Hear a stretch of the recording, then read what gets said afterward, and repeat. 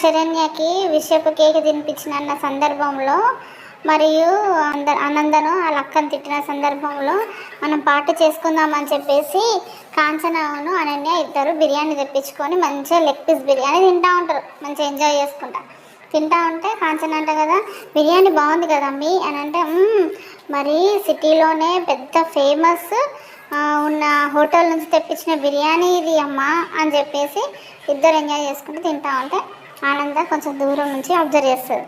తిన్న తర్వాత మెల్లిగా వస్తుంది. వచ్చిన తర్వాత విషపు బిర్యానీ ఎలా ఉంది అని చెప్పేసి అంటే, విషపు బిర్యానా అని చెప్పేసి అక్కడ పడేస్తారు. పడేసి లేచి నిలబడతారు. లేచి నిలబడి ఇది ఇది ఇది ఇది మేము ఆర్డర్ పెట్టుకున్న బిర్యానీ, ఇది విషపు బిర్యానీ ఎలా అవుతుంది అని చెప్పేసి అనన్య అంటే, మరి శరణ్య తిన్న కేక్లో విషం ఎలా వచ్చిందో దీనికి కూడా అలానే వచ్చింది.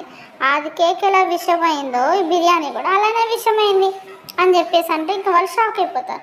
షాక్ అయిపోయిన తర్వాత ఆనంద్ అంటే కదా, కేవలం మీకు 1 గంట మాత్రమే సమయం ఉంది దీనికి విరుగుడుకు అని చెప్పేసి అంటుంది ఆనంద. ఇంకా అక్కడి నుంచి అనన్య వాళ్ళ పెద్దమ్మ కాంచన పరిగెత్తుకుంటూ హాస్పిటల్కి పోతూ ఉంటారు. పరిగెత్తుకుంటూ పోయి ఒక దగ్గర నిలబడి, అమ్మ నా కళ్ళు తిరుగుతున్నాయమ్మా, నేను పడిపోతా కూర్చోమ్మా అని అనన్య అంటే, అమ్మ నాకు కూడా అలానే ఉందమ్మి, నాకు కూడా కళ్ళు తిరుగుతున్నాయమ్మి అని చెప్పేసి పరిగెత్తుకుంటూ హాస్పిటల్కి వెళ్తారు. హాస్పిటల్కి వెళ్ళి హాస్పిటల్ బెడ్ మీద పడుకుంటారు. కంప్లీట్గా అటో బెడ్ మీద ఒకరు ఇటో బెడ్ మీద ఒకరు పడుకుంటారు. పడుకున్నాక నర్స్ వస్తారు. నర్స్ వచ్చి డాక్టర్ వచ్చిండ్రా అని చెప్పేసి అనన్య అడిగితే, డాక్టర్ రానికి ఇంకా 1 గంట పడుతుందట అని చెప్తే, ఇంకా 1 గంట పడుతుందా అని చెప్పేసి వాళ్ళు షాక్ అవుతారు.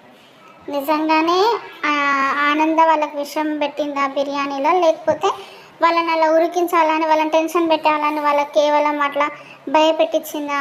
తర్వాత డాక్టర్ వచ్చిన తర్వాత విషం లేదనలా అన్న తర్వాత వాళ్ళు ఎలా షాక్ అవుతారో రేపటి ఎపిసోడ్లో చూద్దాం. ప్లీజ్ సబ్స్క్రైబ్ మై ఛానల్ అండి. బాయ్.